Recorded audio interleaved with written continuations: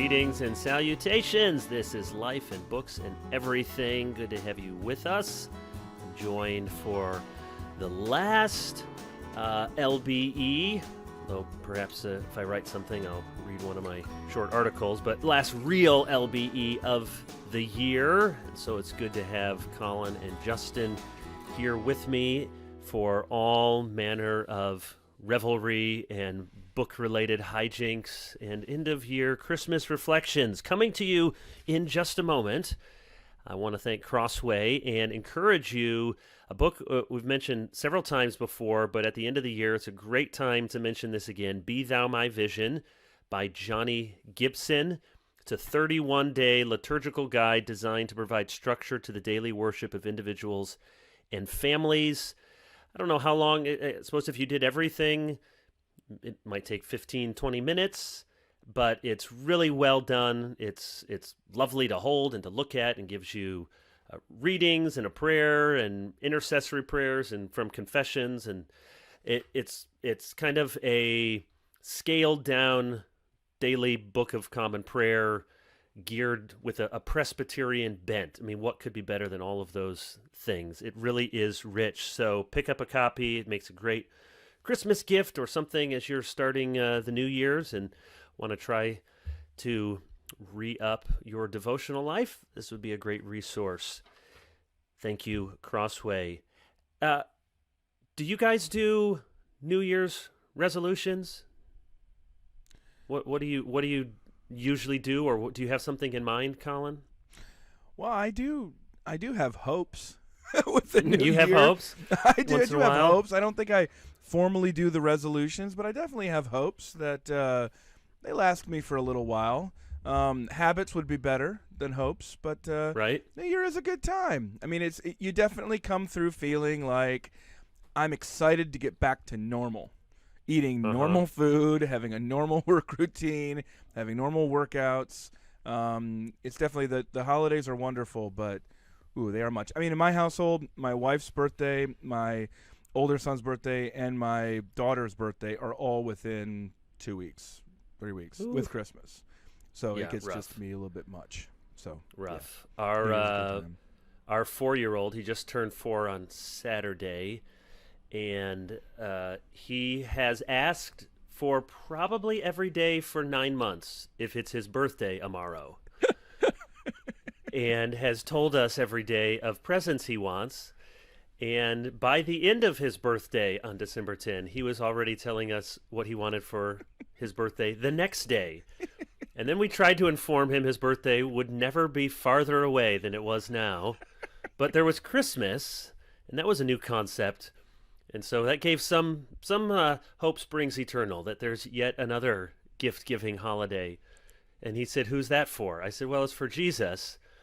"Well, do we have to get Jesus presents?" "Well, Jesus gets you presents." So some good theological moments. Justin, do you do resolutions coming into the new year?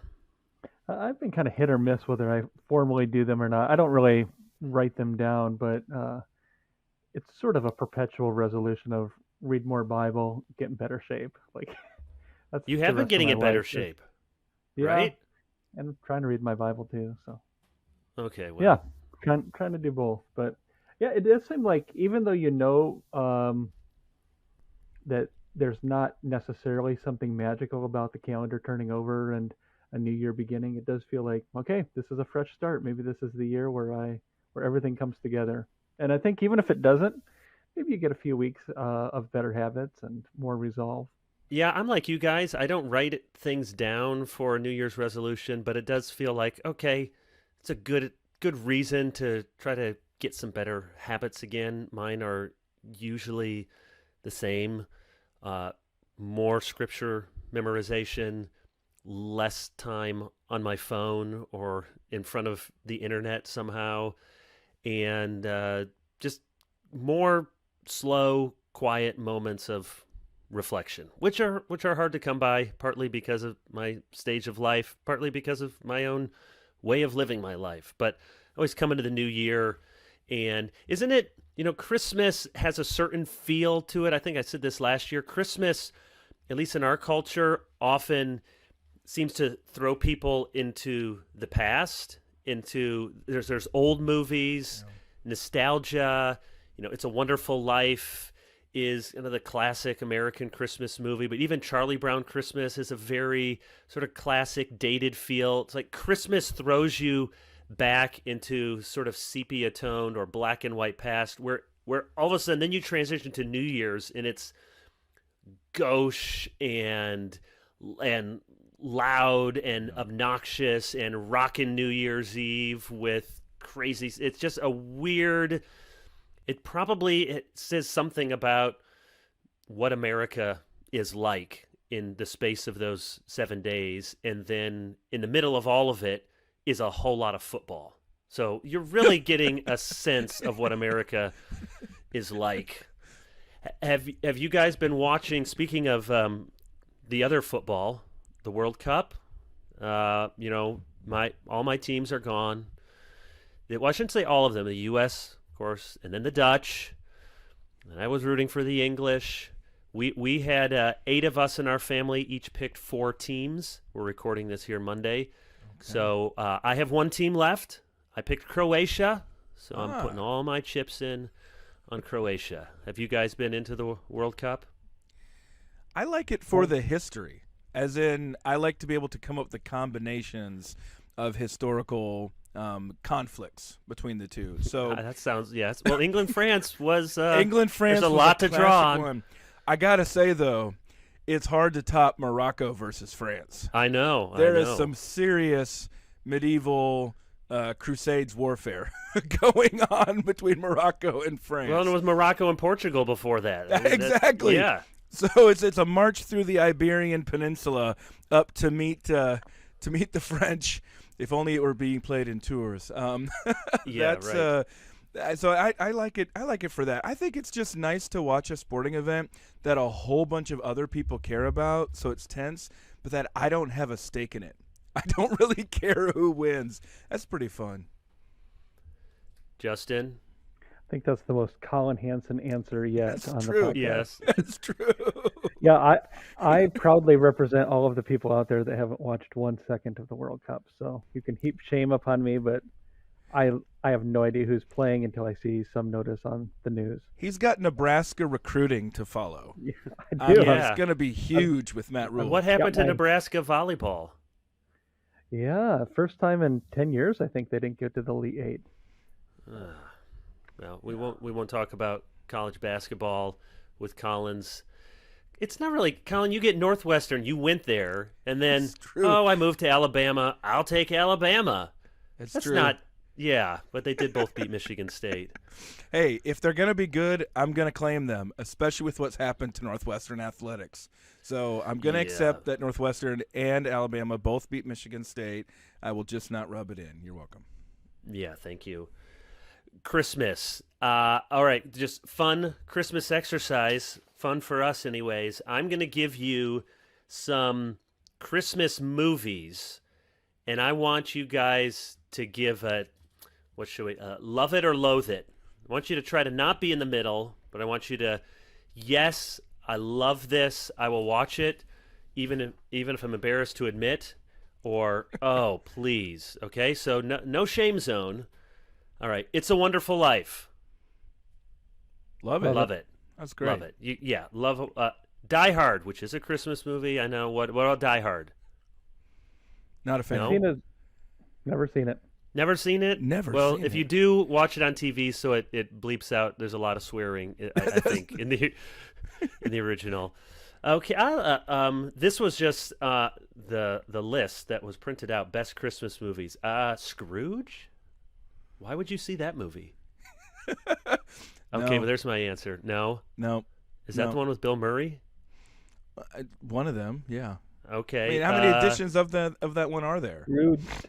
Yeah, I was thinking Yeah, about that, the Scrooge. I mean, the A Christmas Carol, my wife loves the George C. Scott version. So that's good. A Christmas Story? Do we have That's to the love red- it or hate it? Go ahead, Okay, Justin. well, what's your I loved Justin? it growing up. I loved it growing up. I think I get a little more cringe as it gets older, and it doesn't age as well. But a lot of happy memories of watching. I can't watch it on repeat, is what I'm saying. I enjoyed watching it. I like remembering it. My son's friend got a BB gun a couple years ago. I mean, that's I just can't keep watching it. What about you? Yeah, whenever it's on, I think I'm gonna like this, but I don't. There's the funny line, and it's gonna poke. But yeah, it is. It's the lamp. It's weird. It's There's weird. the tongue on the pole. Was it a play at first? Because it seems like you watch it, it doesn't kind of have the action of a normal movie. Like things just kind of they're waiting like for the set pieces. to change. Yeah, I don't know. Miracle on 34th Street. I've never seen that. It was a good one. Classic? Getting a long time ago, but it was a good one. Okay. National Lampoon's Christmas Vacation. I bet that's Kevin's favorite. I do like watching that one. I can rewatch that one. I have to admit. Yeah, Cousin Eddie. Again, when you watch it, Pretty and you have vile, your though. kids, you go, "Ooh, I forgot about all that. Let's get the TV version." Yeah, you want the TNT or version of that VidAngel one. or something here. But Yeah, I like Home Alone. I do like Home Alone. it's a good one. I mean, We're my also- namesake. We're also the right age for Home Alone, meaning we're about the same age as Macaulay Culkin. So Wow. when that came out, that was a big deal. Christmas with the Cranks is on the list here. Never seen that. Haven't No. seen I that one. think I've seen a scene or two, but haven't seen it. Elf. You gotta I love love Elf. it. Elf. I do like Yeah. Elf. I mean, like if I Will could Ferrell. just find it on TV. Where is it on? I can never find that thing on TV. Someone playing alert the, right alert now. the programmers everywhere. It is on. Okay, this is my wife's favorite, and she always wants to make the kids watch it, and they just did watch it over the weekend, and I think they actually liked it. White Christmas. It's got to be White Christmas. We only Very sold my slow. son on it because there were soldiers in it, but I think there wasn't enough. Dancing soldiers? Yeah, I think that caught him a little by surprise. But yeah, it's my wife's favorite movie. That's a good one. Justin? I don't know if I've ever seen it. Oh man, Justin, have maybe you as a done kid. anything in your life? it's You just do. I'm reading more Bible while you guys are watching. all Oh the- yeah, I know you. Kidding, I know. I'm, he I'm watches just the waiting. Hallmark movies. He just likes I'm- the Hallmark Christmas movies. Okay, One Calls the Heart. What's your favorite season? Oh yeah, right. I'm just waiting to hear, Kevin, if you're going to mention my favorite Christmas movie. But The maybe it's on Grinch? the list still. Okay, No, what is it? Muppets Christmas Carol. Oh, of Really? course. Yeah. Yeah. Okay. My family was watching White Christmas and Bing Crosby singing "I'm Dreaming," so I started singing it. And my teenage daughter said, "Dad, we only need one person singing this." So I turned the sound off, and I just kept singing it instead. And she was not pleased. She said, That's "That's classic not what dad. I meant." Classic dad. Classic dad. Okay, Dad. what about this? How about some Christmas songs? We're not going to do hymns. We all love lots of hymns. Secular Christmas songs, the type that are playing in the mall, they're playing on the radio station. The ubiquitous "All I Want for Christmas Is You" by the Queen of Christmas. Didn't she try to legally trademark her name as the Queen of Christmas, and the court said, "No, you can't do that," or something like that. What do you like it? I have to admit, I tell myself I should hate it, but I don't. I kind of like it when it comes on. Collin? Paul McCartney wrote it, right? I don't know. Yeah, I think that he wrote it, and he gets like $1 million a year from residual royalties. Look it up. Have you guys All ever right, I'll seen look the it up. chart that shows how many people start listening on Spotify to Yeah. that song? And it's sort of like it's begun. Like October 10th or so, all of a sudden it just starts to spike a little bit. I mean, I say I'm feeling pretty good as soon as you hear her tones beginning at the kind of warming up those vocal cords. It's a good feeling. Written and produced by Carrie and Walter Afanasyev. I've not seen anything about Paul McCartney here. I must Are be you sure thinking you're of a not different thinking one. of Last Christmas? Because Did he write that? He did write Last Christmas. Okay. Okay. Okay, well, we'll find out where Paul McCartney wrote that. Santa Paul. Baby. Oh man, that's on my list of Santa no. That's on my baby. list of no. I can't do it. No. Can't Winter Wonderland. Rudolph. I don't mind it. Don't mind it. Rudolph brings out the nostalgia. Grinch. I love the Grinch song. It's quite a well written song. It is, and you know who Just some sings it? creativity. No. It's Tony the Tiger. Same guy who was Tony the That makes Tiger. sense. Yeah, saying "You're a mean one, Mr. Grinch." By the way, if half of what we've said on this podcast so far is accurate, I'll be pretty surprised. yeah, Paul McCartney also did the voice for the Grinch. Boris Karloff had the flu. Yeah, this whole set that I planned here is not going as well. Blue Christmas, I love a little Elvis. Blue Christmas. All right, what's your favorite song that I missed, or your most loathsome? I got to add a couple ones that I can't do. I mean, I used to like when the top 40 station would flip over into Christmas music, but it becomes the same 10 songs. Yeah, very much. And I'm sorry, but Last Christmas and Wonderful Christmas Time, I can't do it. I can't do it. So give me some Sirius XM holiday traditions, and I'm okay. But I can't do the top 40 stuff anymore. Baby, It's Cold Outside? Yeah, no, oh my goodness. It's amazing how these things become nostalgic for us until you actually listen to what they have to say. So, I mean, there's a lot of great ones. I just can't do the top 40 ones. Justin? Grandma Got Run Over by a Reindeer? Let's not talk about famous Midwestern Christmas songs. Uh-huh. Well, did we miss any of your favorites or most infamous, Justin? No, but I did Google, and it's Paul McCartney wrote "Wonderful Christmas Time." So well, we knew that because he sings it. All right, I can't keep up with the pop culture stuff from you guys. Kevin is on top of his game. Well, it's not really pop. It was how many years? It was decades ago, wasn't it? Pop culture in the 80s. Yeah.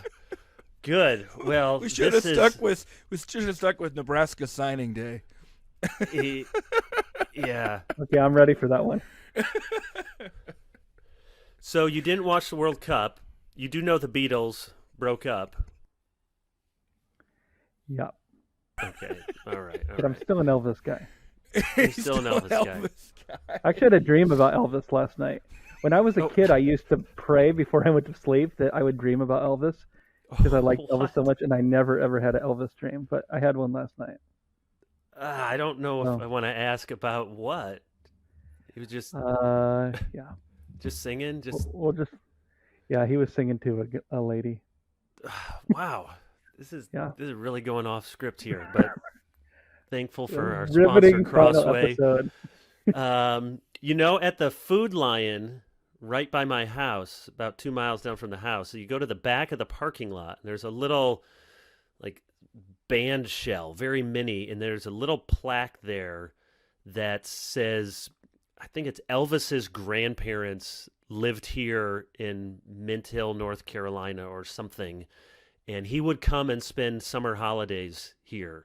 So right there, all just thousands of people a day go past there, don't even know the rich history right here, almost literally in my backyard, that Elvis would come during the summers. I did wonder where you were going with the whole back of the Food Lion parking lot thing. So there's a lot of good stuff at the back of the Food Lion. It's tying that one back in. It's not the Harris Teeter or the Piggly Wiggly. It's not the Publix. I mean, we're not better than people. Who can afford it anyway? Yeah. Well, let's try to salvage this and talk about books. We often end with books. We're coming to the end of the year. And what are some of the best books you've read? Maybe you got one or two published in the last year. I mean, not you personally, though you might have that, but one or two you've read that were published in the last year, and one or two just other great books.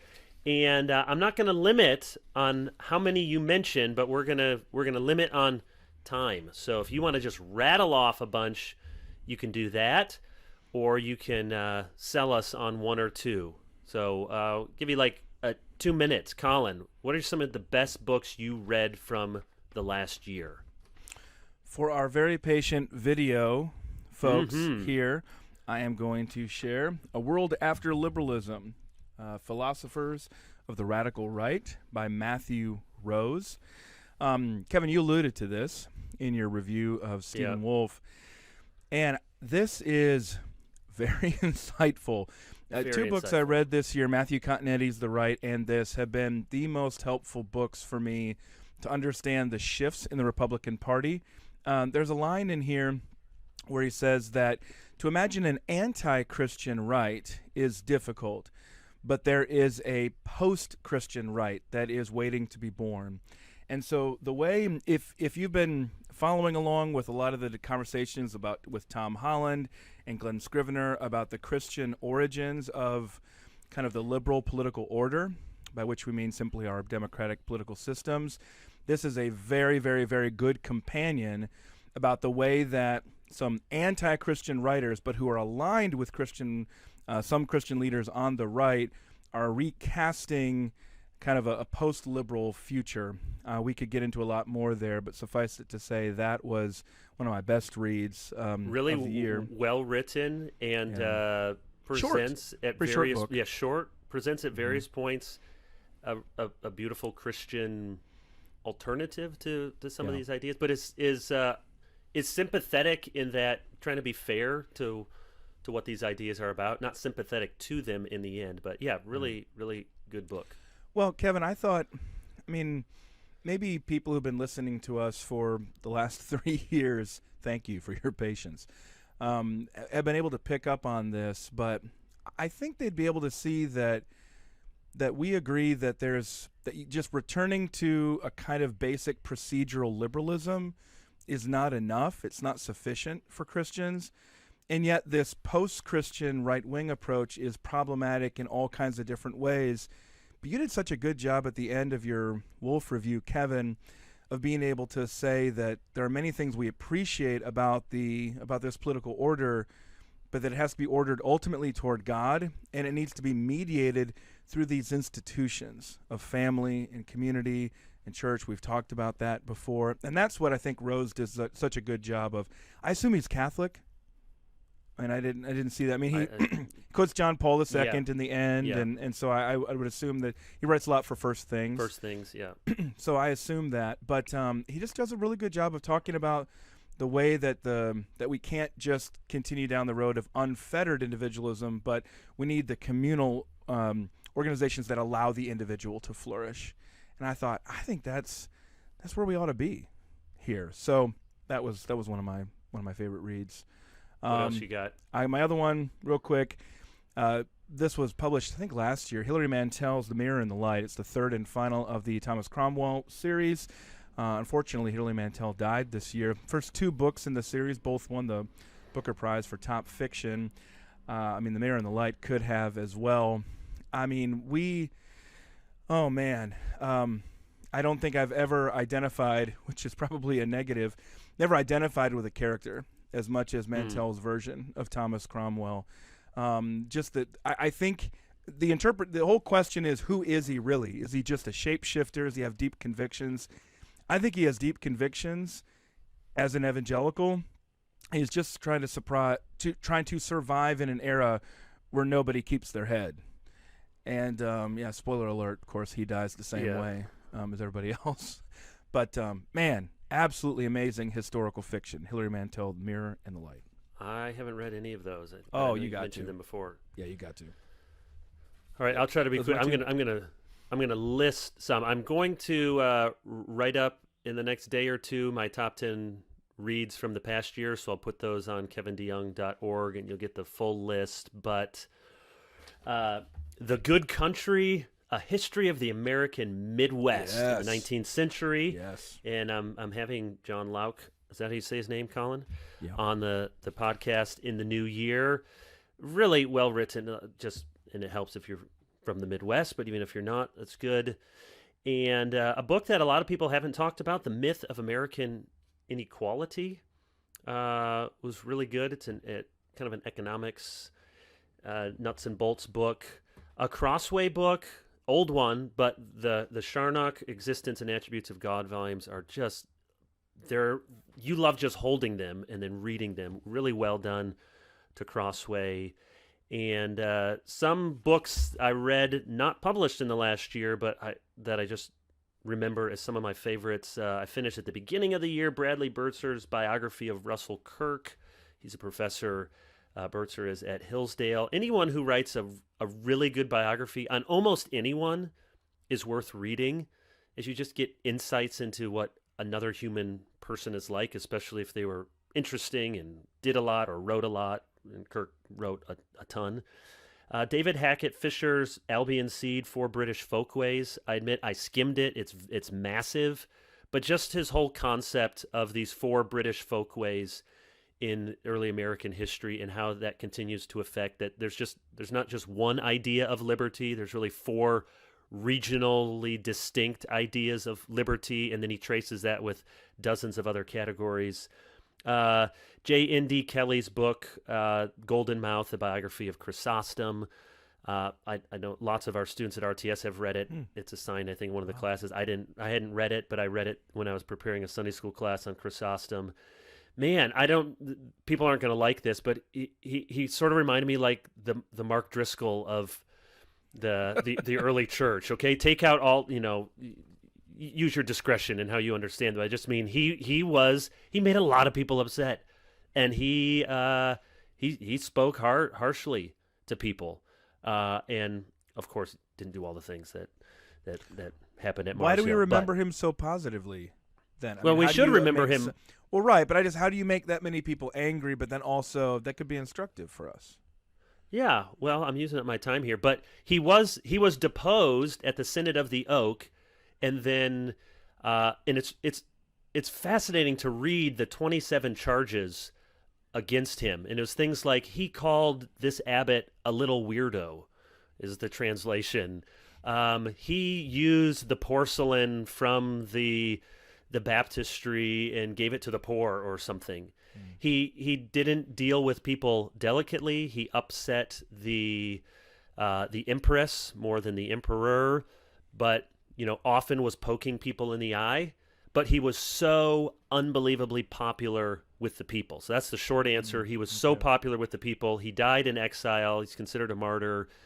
Marched off to the Black Sea, but then within a decade or so, the empire comes around and rehabilitates his reputation, which never was really lost among the people. So that's why. And then David McCullough passed away this past year, and I read probably 3 of his books. 1776 again, The Wright Brothers, which I hadn't read before. North Carolina, and has that great line. I'm not from Ohio, but it has that great line. Like the very first is, what was the origin of their success? And it was something like to have good parents and the good fortune of being born in Ohio or something for the Wright brothers. All right. Justin, what are some of your favorites from the past year? Yeah, I would say from the past year, keeping in mind those two categories of recently published versus just having read them in the past year, I wondered, should I mention any books from Crossway, or should I just say no books from Crossway? No, mention Crossway. Mention. I'll mention 2, which we've already talked about. Be Thou My Vision. In terms of a book that impacts your piety, that is conducive to worship, is God-centered, is biblically oriented. I mean, Johnny's wasn't writing a lot of new stuff fresh. He was compiling and arranging, but he did it in such a beautiful way that anything that helps me worship the Lord and walk those ancient paths is really a welcome resource. And Johnny's going to do some more of them for Crossway, so I'm excited about that. Another one that I thought I'd mention, which we've mentioned on previous episodes, is just the Crossway Expository Bible Commentary series. And those are really good. I read through Esther, read through into the Psalms now and into Proverbs, and dipping into other books of the Bible. Just, it's exactly the level that I want and need. It doesn't assume a lot, but it's in more depth than, say, a study Bible or something like that, but not 75 pages on 2 verses. So I've really appreciated that. Again, you detect the common theme in terms of the Christian theology stuff. I'm looking for stuff that's going to help me read the Bible better and worship the Lord better. And then kind of on the more political, historical, cultural front, I think this is probably in our top 10 or 20 for all three of us. Matthew Continetti's the book Mm. The Right, and I noticed that Yeah. it made Trevin Wax's top books reads of the year as well. So it's The Right, the 100-Year War for American Conservatism, Yep. and just written, I think, in a style that the three of us appreciate. It's history. Mm-hmm. It's got a narratival organization to it. Right. There's interesting characters. There's illumination for our present conflicts, and it just makes sense of a lot of things. It's maybe not the definitive telling, but it puts a lot of things together that were more disparate in my own mind. In terms of a big history book, Gordon Wood's Empire of Liberty: A History of the Early Mm. Republic, which is in the Oxford History of the United States series, which is still not complete. There's one guy, I think, won't shame him publicly, but I look on Wikipedia and I think he's been working on it for like 20 years. But you understand why Gordon Wood, as an Ivy League historian, is revered and maybe an overstatement to say increasingly reviled, because he represents sort of an old school historiography that knew how to tell narrative and didn't seem like it was necessarily having an axe to grind, and can celebrate what was good in America, and yet doesn't whitewash the sins and shortcomings. And then finally, a younger guy, I don't know his age exactly, but Garrett Graff, Graff.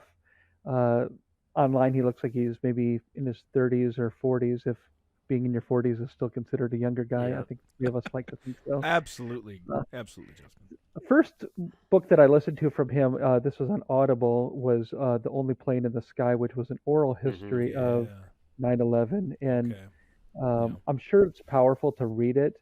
It was more powerful to hear it, because when they had a New York City firefighter, the voice actor kind of had a New York gruff male voice, and it was just incredibly moving and powerful to listen to. And then I followed it up with his next book, which was a big book, Watergate: A New History, and putting together things that hadn't been put together before. Garrett Graff certainly has the narratival gift and the investigative journalistic research historical abilities that are the sort of things that draw me into a book. So those were I think I asked some you of the books before, I is the enjoyed most. Watergate one long, and is it giving new history? Yeah, it's both. It's long, it's a fat book, and he's pulling together stuff. I don't know how many Watergate histories have been written since Deep Throat died and that was revealed. So, everything prior Good to point. that all of a sudden becomes passé. So Yeah, good he's point. he's drawing on new research that I don't think anybody's kind of put together all in the same way before, and even corrects Woodstein and Birdstein, like, hey, they actually lied about this part, and based on what we know from historical records. So it was a really interesting book, and it sort of feels like, okay, you just really need to read one book on Watergate, unless you become a weirdo and decide to read a dozen of them. Yeah. That reminds me, a book I didn't mention, but I'll probably put on my list is Nuclear Folly: The History of the Cuban Missile Oh Crisis. yeah, listen to that one. That was a good one. Oh, you listened to it? How Uh-huh. do you say his name? It's like a Ukrainian or Russian last name. But yeah, it's. I'm not quite through with it. It's very good, and shows you. I mean, luck. We would say as Christians, God's providence, people praying, but you just realize this really could have happened. And of course, one of his, he has more access than other people have had to declassified Soviet papers and conversations. So it's certainly not pro-Soviet, but it does present Khrushchev with his own sort of moral compass. So and you realize for good things that Kennedy did. I mean, he's having an affair with a 20-year-old intern at the time, and he's got debilitating back problems, and it's amazing any of our countries stay afloat. It's amazing that things aren't always a lot worse. Kennedy's one of those figures who continues to diminish through history, from kind of the natural Camelot. upsurge of Yeah. interest from after his tragic death. But the more historians seem to go back, the more they seem to locate new problems with him, not only on the origins of Vietnam, and we knew about Bay of Pigs, but then also, if I remember correctly, that book is pretty negative on Kennedy, especially in the sense that Kennedy was forced to concede. It was a loss. He did, in the end, we didn't have nuclear war, but he did have to concede something and ultimately had to lie about it and basically just tossed Adlai Stevenson to the wolves for it. And was sure that Berlin was what they were after all along when they weren't, and you can be forgiven for not knowing what. But because Bobby Kennedy wrote the history, the first sort of history, understandably that shapes how everyone thinks of it. I did go and rewatch the movie. Is it called 13 Days? It has Kevin Costner. And it's a good movie. But it presents the Kennedys as very principled, heroic, stand up against their benighted advisors and warmongering military officials to work for peace and do the right thing. Which isn't that a classic medium of is the message there? Yeah. That's the media the movie trope that you have to fill if you're going to talk about that. Right. All right, we're going to transition to one other topic, and before we do so, want to mention our sponsor, Desiring God. We're all very thankful for the work that Desiring God does, and a book that we've mentioned before, worth mentioning again, Workers for Your Joy by David Mathis. We've heard many rise and fall stories in our day of various Christian workers or leaders, but Scripture gives us a positive vision for what leaders in the local church are to be. Workers for Your Joy, the call of Christ on Christian leaders. David Mathis aims to address that and the needs we see in our own day by casting a vision from Scripture of what we're supposed to be, and that's fundamentally Workers for Joy. And you can purchase this through Westminster Books. Of course, Crossway is a great site to go for Crossway books, and Westminster Books is always trying to undersell Amazon, and good to support them whenever you can, and we're thankful for DG as well. Here's what I want to talk about for our remaining minutes here. Themelios, weird name, good word, but great resource that comes out through the Gospel Coalition. It's an academic, peer-reviewed journal, and it's for free, and it's amazing how almost every article I want to read, almost every book review I want to read, and in this last volume, an issue that came out a week or two ago, had, I think, at least 3 articles about J.I. Packer, and this one by Paul House. Paul's at Beeson, right? Correct, yes. And our it best goes professors to here at Beeson. and goes to Briarwood, I believe. J.I. Packer and the Next Wave of Evangelicalism, Foundations for Renewal. And Paul goes through and talks about the different waves. First wave, rekindling the UK evangelical heritage. Second wave, expansion and limits of UK evangelicalism and its institutions. Third wave, expansion and limits of North American evangelicalism, 79 to 99. Fourth wave, seeds for renewal, 1999 to 2020. And I'm happy for you guys to go back, and I know we love talking about Packer, and you can talk about what House says about Packer in those 4 stages. But I want to make sure we also focus on 5, which is foundation stones for the next wave of evangelicalism. And just think together in light of Packer and that good history, but where Paul leaves us with this article, and that's thinking about the next wave of evangelical renewal. And maybe the most important question at the beginning is there such a thing as evangelicalism? And if there is it even worth renewing? What say you, Justin? I think there is something known as evangelicalism. I think it becomes more confused and more contested as time goes on, especially as the media is insistent that it just represents the right wing and Republican voters, and then certain people sort of adopt that terminology for themselves, even if they're not classically evangelical. But Don Carson, I mean, has made 2 points because this is an issue that's exercised to him over the years. Number one, we want to retain the word evangelical if we can, because it's a biblical word. The evangel is the people centered on the good news, upon the gospel of Jesus Christ. And then Don has also made the point that probably we need to have some form of adjective in front of it. So, are there progressive evangelicals? Are there classical evangelicals? And insofar as we're talking about classical evangelicalism, represented by the likes of, in the 20th century, somebody like a Carl F.H. Henry or a J.I. Packer, I think we need to retain that. And I think I agree with Paul House. We can build upon it. I think that Mark Knoll, talking about David Bevington's work, one time said that there's no such thing as evangelicalism, and David Bevington has given us the best definition of it. So there is a paradox there, I think, when you talk about evangelicalism. It's hard to delineate it in an exact way so that everybody who... There are people who are evangelical who don't claim that they're evangelical, and there are people who claim to be evangelical who aren't evangelical, is one way that I'd put it. And obviously we can talk a lot more about that, but I would say, yes, there is something that's evangelical, and there's something worth preserving and trying to expand. And yet, at the end of the day, I think we still need to remember in our own personal lives, our local church is the most important thing, our denomination. But there's this wider network, there's this family that that can be a force for good, and we want to try to expand it and preserve it, from my point of view.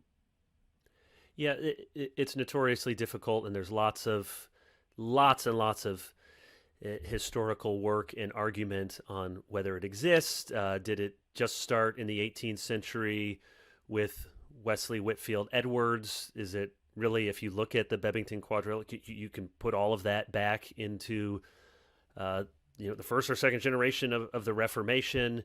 Or when we talk about evangelicalism, are people just talking about that post-World War II, Henry Ockengay, Billy Graham, all of that?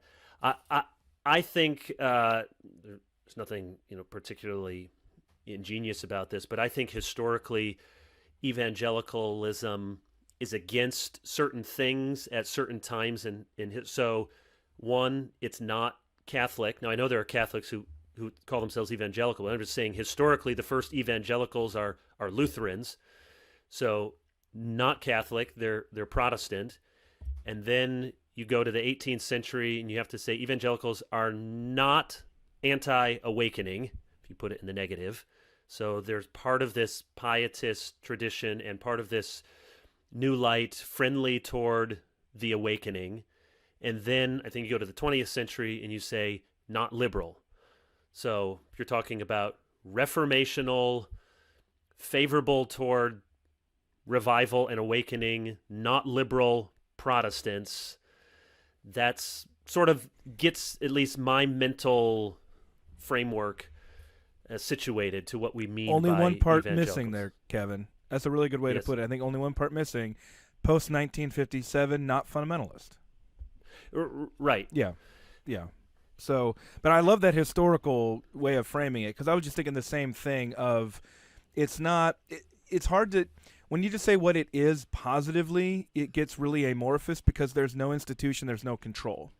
But then when you say what it's not Catholic, not Old Light, not liberal, and then not fundamentalist, whatever's left over, that's kind of evangelical. Right. And there's, I'm a Presbyterian first, in the sense that that's going to be that is my denominational home, and that's where I find my confessional boundaries. And there is a thing called the Presbyterian Church. There's not a thing in the same way called an evangelical.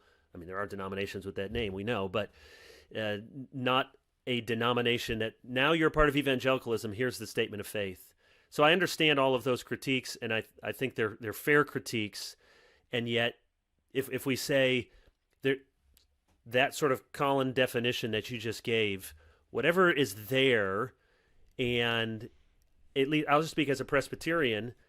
Yes, if our influence as Calvinist Reformed Presbyterians can be bigger than just in our Presbyterian denominations, as it typically has been throughout history, and certainly throughout American history, then wouldn't we want to think and pray and invest in some efforts to be leaven? So we don't have to just choose, I'm only interested in this one thing or this one area versus others. And so I do think it's, as an ism, is something that's still worth pondering, still worth renewing. Now, this leads into the heart of the question. For so many, I think, evangelical now is just attached to certain institutions, some of which came out of the post-World War II consensus.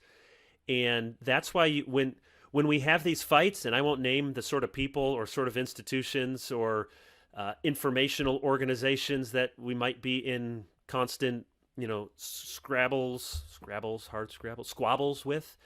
But the reason those things, we don't get in, people in our tribe they're not getting in fights with the United Methodists. I mean, somebody is, but you don't pay attention to it, or even to the PCUSA. But you go back in the 20s and 30s, of course, all of these, because the fights have sparks to them and fire and smoke when they're with people that you used to be aligned with, or it seemed like you were, or it seemed like you were sharing a denominational home, or you were sharing a network of influencers or publishing houses or schools or magazines.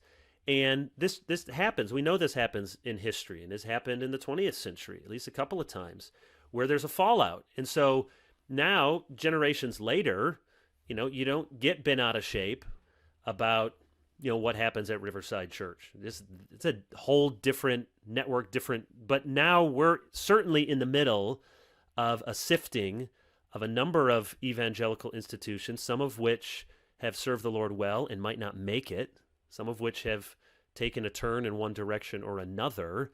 So, Collin, what do we do with this institutional fallout? Do we try to renew?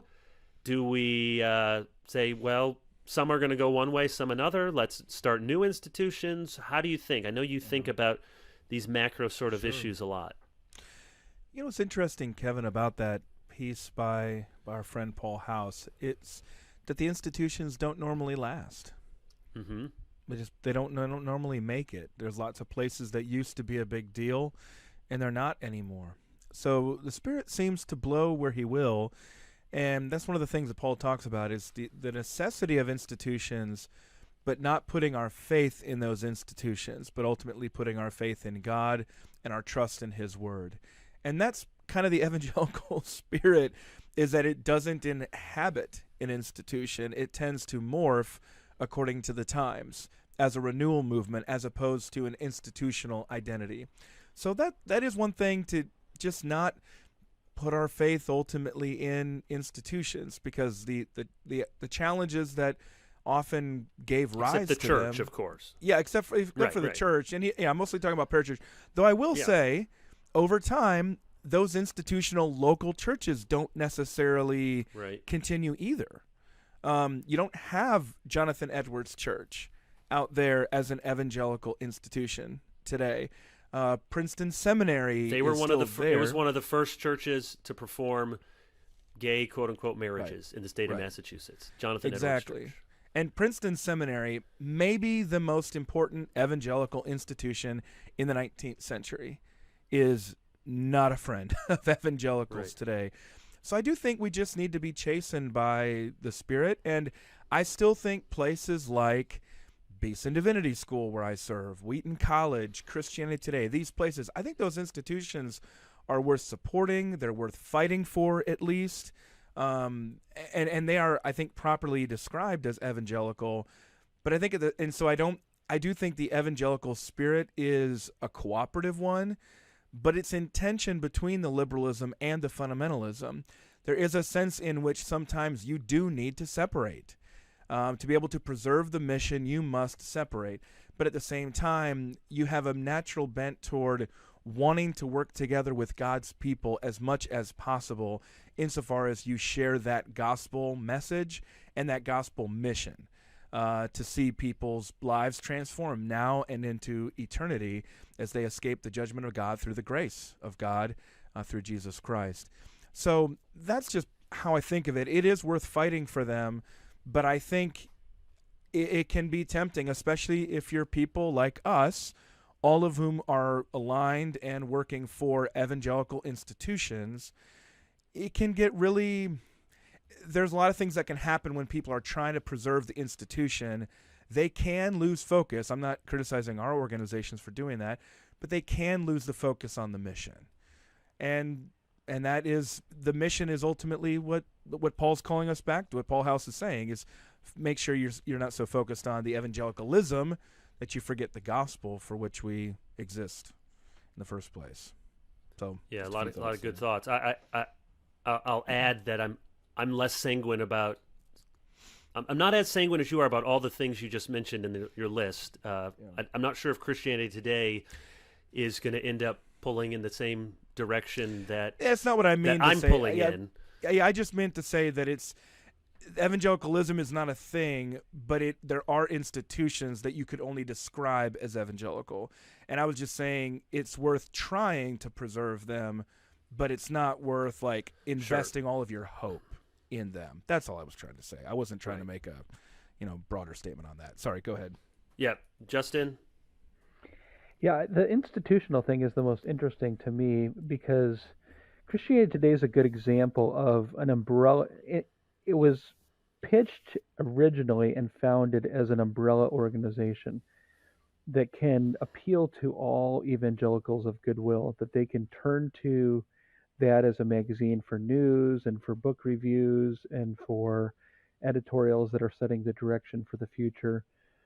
And my sense is that in this current climate, it's going to be very difficult for any sort of, for lack of a better term, call it an umbrella organization that appeals to all sides of the spectrum on these various issues. So can those umbrella organizations survive? It seems doubtful to me. It seems like they're going to either have to go to the right or to the left or to focus and can no longer... or just contract. Right. Instead of trying to be this big, try to be this big instead. Right. Mm-hmm. And then a related question is, can new umbrella organizations be started? Another organization would be the NAE, National Association of Evangelicals, back in the day. That, I don't really know of any living evangelicals who look to the NAE for guidance these days, other than perhaps some megachurches. But what sort of organizations and institutions do we need to start? What's working and what can't work? So I look at an organization that I'm no longer part of, but used to be a part of, Desiring God, and from all accounts, they're thriving, they're growing, they're prosperous, they're churning out good material, but they're not trying to be all things to all people. They know who they are, and they're appealing to a certain demographic and get a lot of shots from both the left and the right, but they sort of know who they are, and they're keeping their head down, and they're not interacting on social media with critics. I tend to think that's probably the future, is not an evangelical organization, but many evangelical organizations appealing to niche constituencies and then seeing if they can expand those and get more people to join them. That to me seems like the institutional wave of the future, rather than something that's going to be a rallying cry for people kind of across the spectrum. I may be wrong on that. Well, there is real quick on that point, Justin. Those are great points. There are umbrella organizations for evangelicals that are very successful. The most successful one is called the Republican Party. I mean, that's the problem. The best way to convene is to focus on the politics, because the politics is in a binary. All of our other issues are all over the place on baptism and how do you approach this issue over here.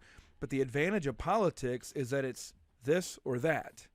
There's not really, there's not a bunch of shades like there are with our denominations or our churches or the media landscape. So oddly enough, the easiest way to organize evangelicals is to focus on the political binary, and then we're right back to the problem that you started off with us talking about, which is the political fascination. Go ahead, Kevin. Well, I was just going to say, taking a little different direction, the challenge is, this is true throughout church history. We can certainly see it just in the last 75 years.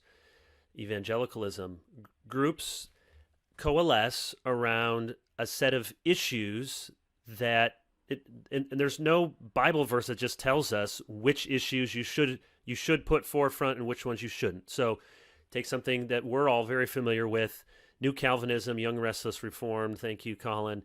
A certain set of issues, inerrancy and penal substitution, complementarianism, doctrines of grace, not liberal, not emergent, a whole set of things.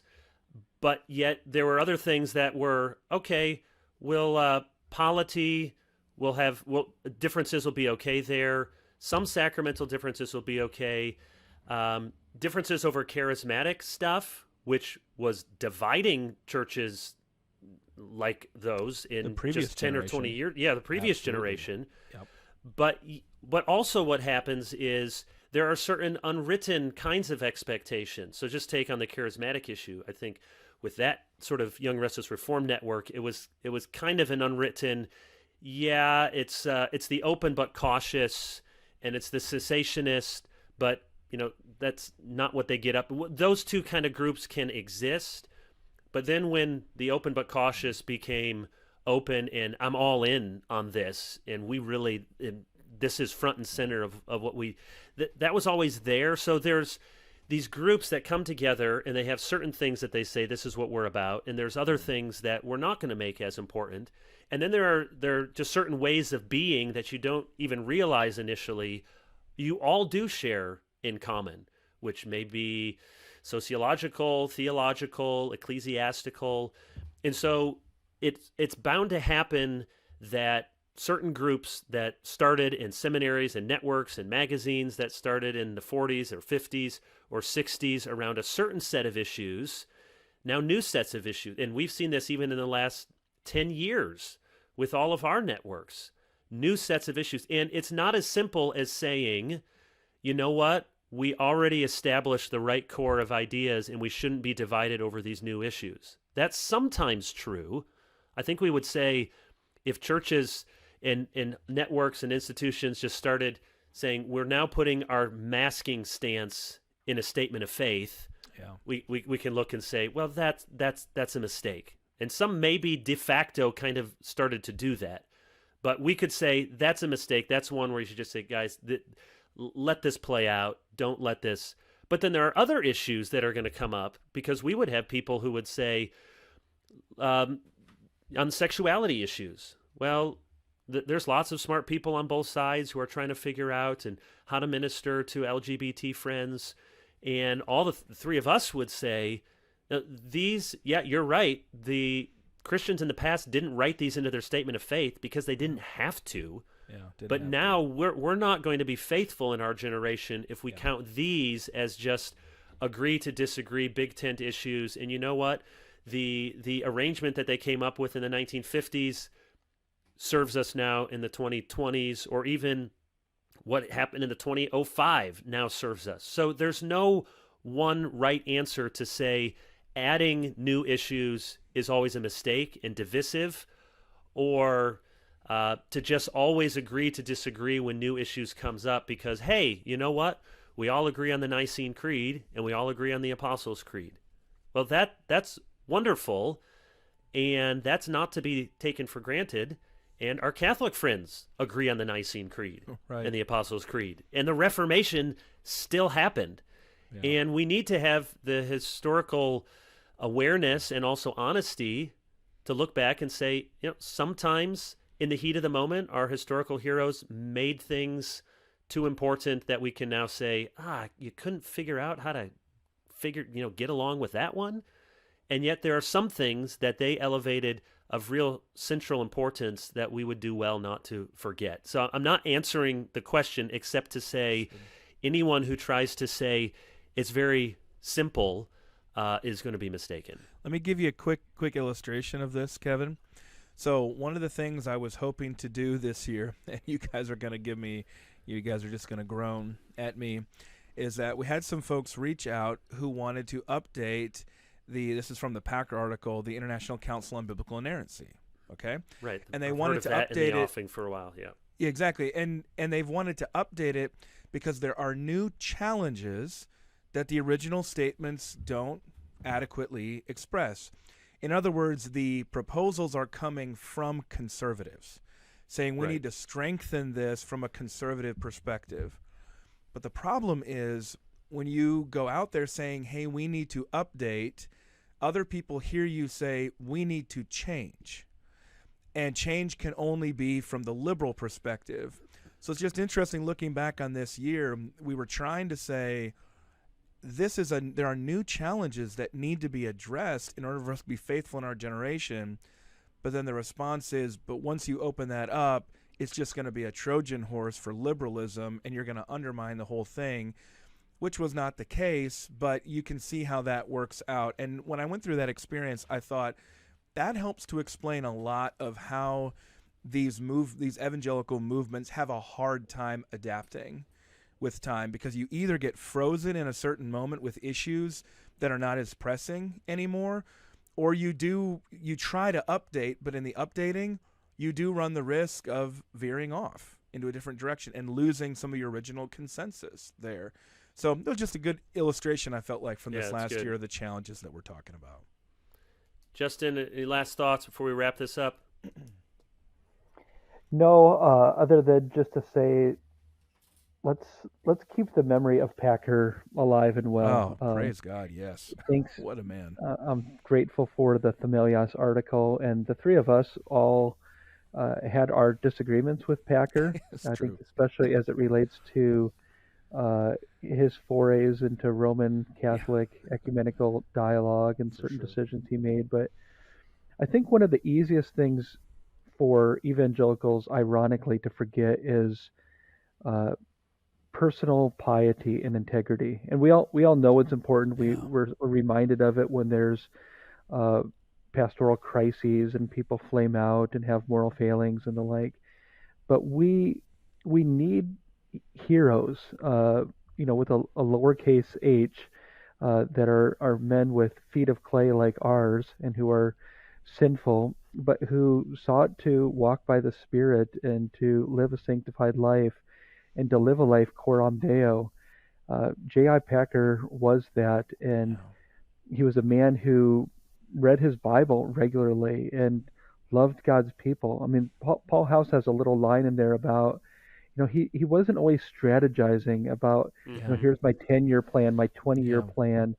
He kind of took assignments as they came to him. Yeah. Not everybody should do that necessarily, but there's something so refreshing about the man, his godliness and his devotion to Christ and his unashamedness to speak about his love for Christ and his intimate walk with the Spirit and all of those sort of things. I just think, let's keep the memory alive and seek to replicate that by God's grace in our own lives as He wills and as He enables.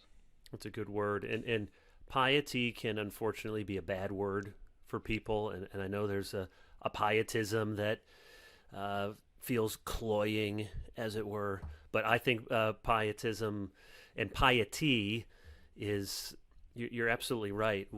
If we're living in a day where we've become freshly aware of public sins among Christians and Christian leaders, and it's good to have our eyes open to that, I think at the same time we can become blind to private sins.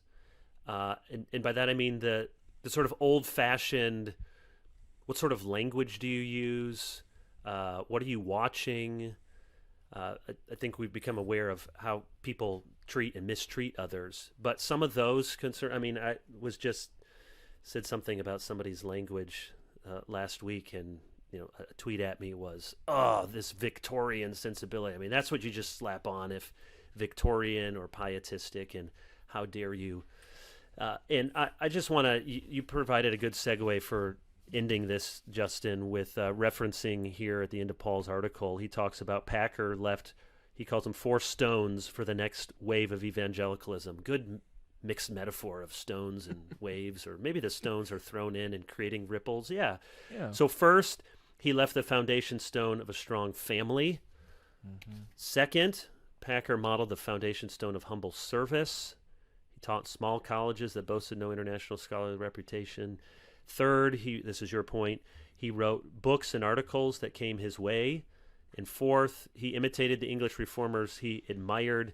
He believed they planted seeds of renewal that he ought to cultivate. And that's so true, and it seems unremarkable, and yet it is in those remarkable steps of lifelong faithfulness that genuine seeds of renewal in your own personal life, in your own family. And we have to remember some of our heroes, Spurgeon, of course, he had a massive church, but his reputation now is different than it was when he was in his heyday. And so is Edward. And same is true for so many who seem to be less than they are now, or seem to be more than they are now. And I think of the wonderful work the Lord has done through publishing houses like Crossway, and through faithful schools and seminaries, and RTS is the one I work for, and you work for, do some teaching at Beeson, and we could name others. But I think at its best, evangelicalism has been strengthened and renewed. And you think about how just the banner of truth, how much the church has been served in these last generations by the work that Ian Murray and others have done to publish these books that we just take for granted. And now Crossway does so much of that, and so do other publishers. But books that you read about here in Packer's day, had to go searching and scrounging around libraries for old editions of these. They didn't have things that we just now can click and be on our doorstep in 2 days. Such an embarrassment of riches. So there's much to be thankful for, and always much work to be done. And thankfully, the Lord is the one doing the work. Thankful for you guys. Hope you have a great Christmas and Happy New Year. I'm sure we'll talk by text before that, but looking forward to having you back on LBE with the 3 of us come January. Until then, glorify God, enjoy Him forever, and read a good book.